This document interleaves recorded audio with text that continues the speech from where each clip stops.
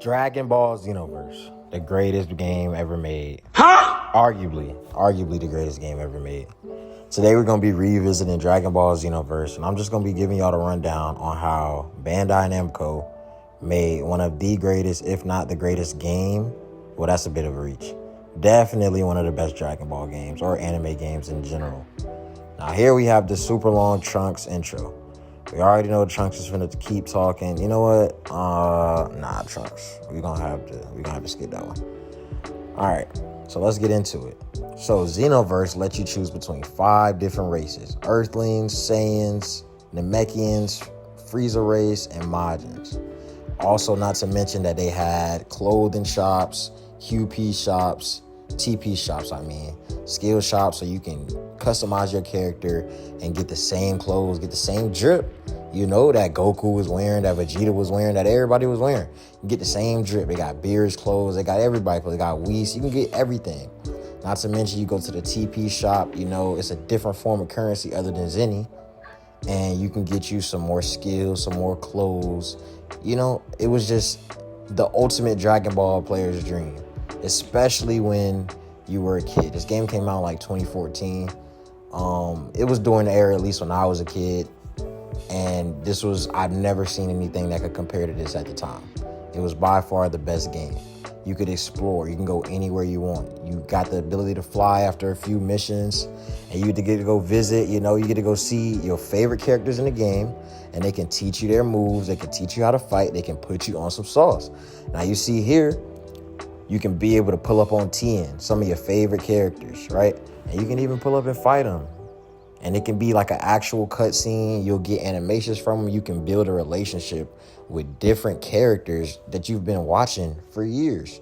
It's amazing. Also, you have to also bring up, damn, I said also twice. That was bad. But this game has been out for so long and it still consistently gets updates. It was ahead of its time. It was the first Dragon Ball game, I believe, that was on the quote-unquote, oh shit, Tien got packed. It was the first next-gen game, well, quote-unquote next-gen during the time on PS4. So it was the first Dragon Ball game that got adapted to PS4, I believe. Or I might be wrong. Maybe Raging Blast and those other games were wrong. But maybe it was Xenoverse 1, though. But yeah. So this game was just ahead of its time in every aspect. You even got to visit some of the lower tier characters, and they revisited some of the lower tier characters and built on their story more. Motherfuckers like Lord Slug, lame ass dude. But the fact that he's in the game shows how much they paid attention to the community and what people wanted. I'm about to pack him up real quick though, because characters like Lord Slug made a comeback and were adapted to the original story of Xenoverse. Now this is a continuation from the first Xenoverse, so they just built on it and made it a much better game. And that's what everybody really liked about it. And that's why the game is still going. It still consistently get DLCs to this day. It's 2023. The game has been out for, if not a decade, damn near a decade. And it's still going strong. Damn, he just got packed. I got packed too though. He sent me all the way flying. So you also get the ability to visit characters like Nell, visit Majin Buu, see where they're going, and gives an update on their story as well. So as you can see here, we can just fly around, go wherever we want. It was kind of open world, but it wasn't really open world because as you can see on the map is not big. It's not big at all. It's just a regular size, it's kind of open world, I guess. But the missions and the quests and the stuff is really where you get your money's worth. You can even pull up and go see Goku. But you already know what type of time Goku on. But later on in the years, players like Beerus and Whis and other characters from Super, I keep saying players, what the hell's wrong with me? Other characters from Super were being added on. So as you can see there, you just had Goku with his Whis-gi on. They updated the characters as the story moved along. It was really ahead of its time, and it's really still going. And I feel like it's just one of the most underappreciated games of all time. And I still play it to this day, and I still run around and do stuff like that. And I still go see Nell, and I still go do the boring Dragon Ball missions. You already know. But at least you get to beat up Zarbon, though. You get to beat up the Ginyu Force. You get to beat up Zarbon. He a little weirdo. So you get to pack people up. But everybody knows what the Dragon Ball... Damn. Nell just interrupted my combo and kicked his ass. But yeah, You got to continue on the story and go throughout and just do missions and just kick it with your favorite characters. And games are not made like that anymore. I wish other animes adapted the Dragon Ball Xenoverse script.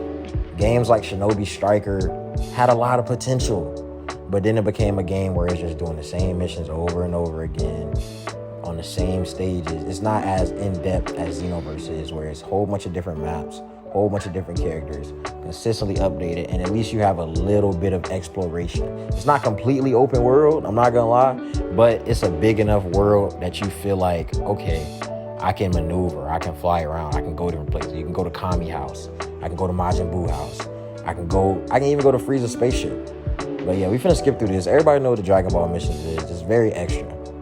But yeah, man, I just wanted to make this video just to bring light and show what Xenoverse was and how it affected gaming and how it should be the baseline for all anime games. Because it's only one way to adapt them and really get fans. This is the blueprint. It's been going on for decades.